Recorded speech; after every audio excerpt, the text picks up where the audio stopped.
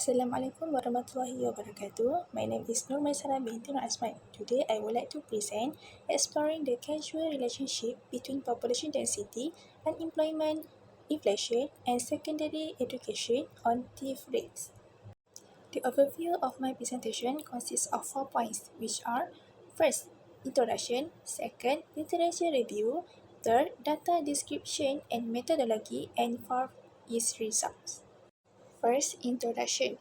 Crime disrupts society harmony and puts lives and property at risk. It also impacts social trust, reducing people's confidence in organizations like the police.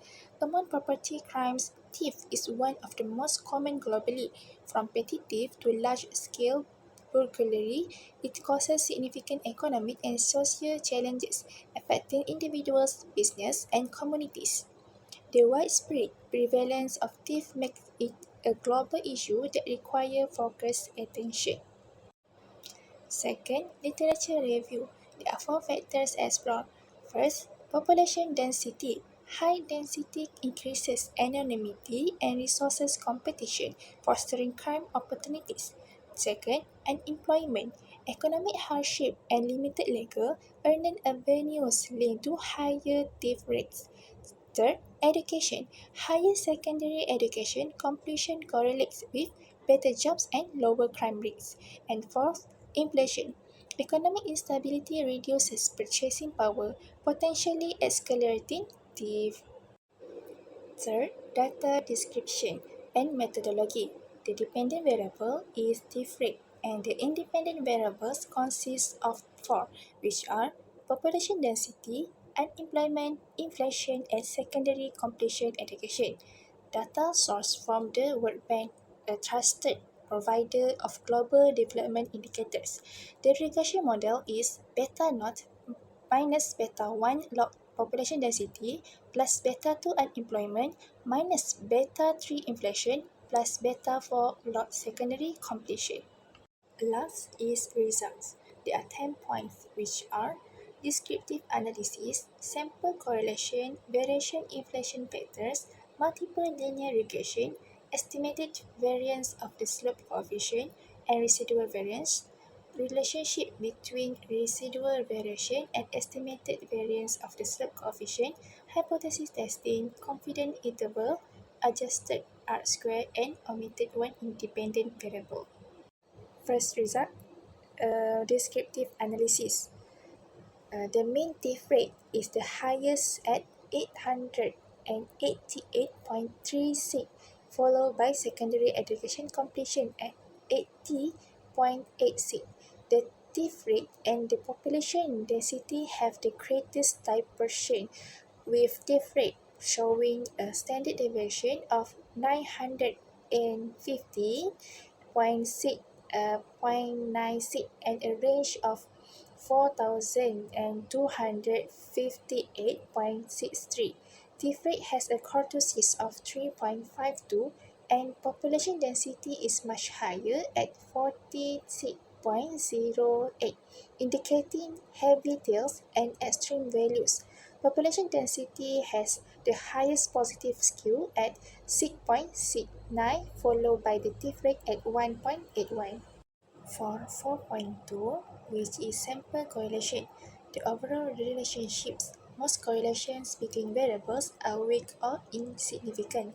The key observations: first, unemployment and theft rate. Higher unemployment may slightly increase theft rates. Second, population density may have a weak negative relationship with theft rates and other variables. Third, education and inflation. Higher secondary education completion may correspond to lower inflation rates. Next, 4.3, variation inflation factors. All VIF values are close to 1, indicating low correlation between predictors.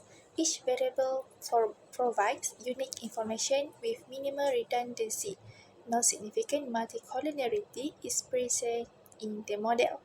Regression coefficients are stable and reliable, ensuring meaningful analysis. Next, 4.4, multiple linear regression. First, population density B1 equal to negative 0.165. thief rates decrease as population density increases. Second, unemployment B2 equal to 0.1604. Higher unemployment increases thief rates. Third, inflation B3 equal to negative 0.0276.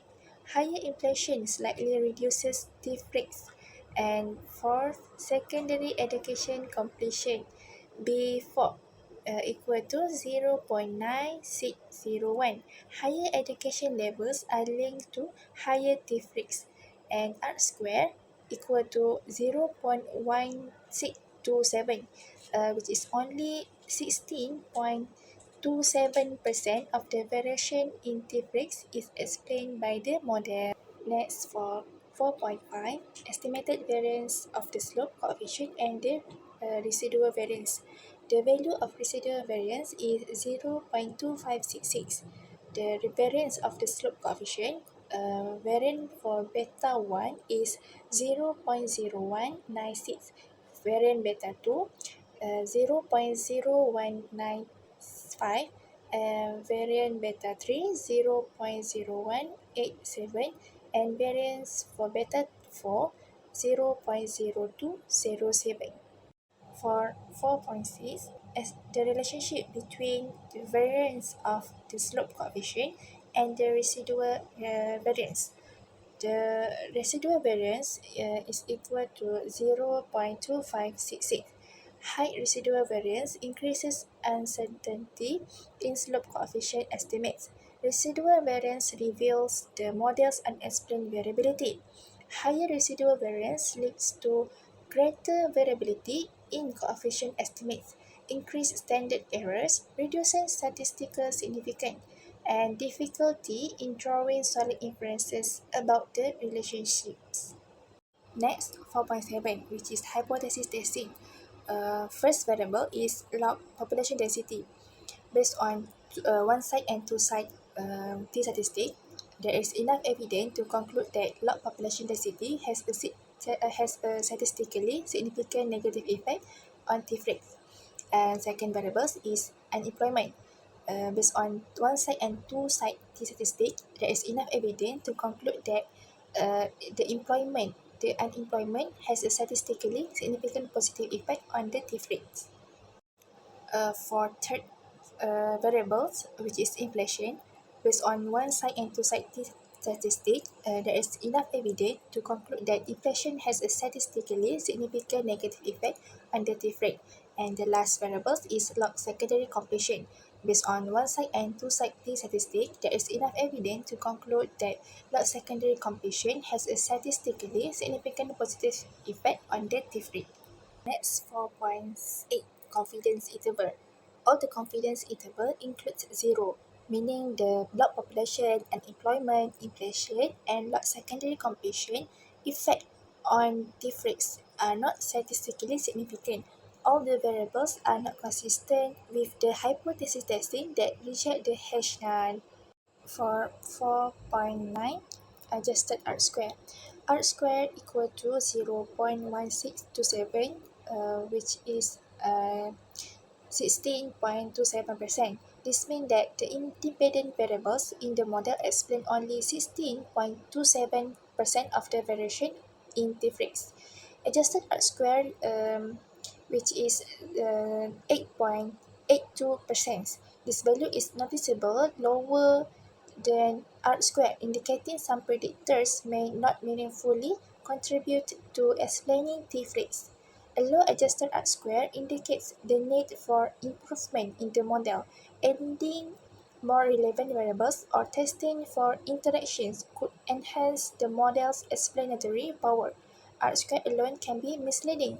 Adjusted R square offers a clearer picture, especially with small dataset or multiple predictors. Last, 4.10, omitted one independent variables, which is inflation. For population density, coefficient is negative 0.2068.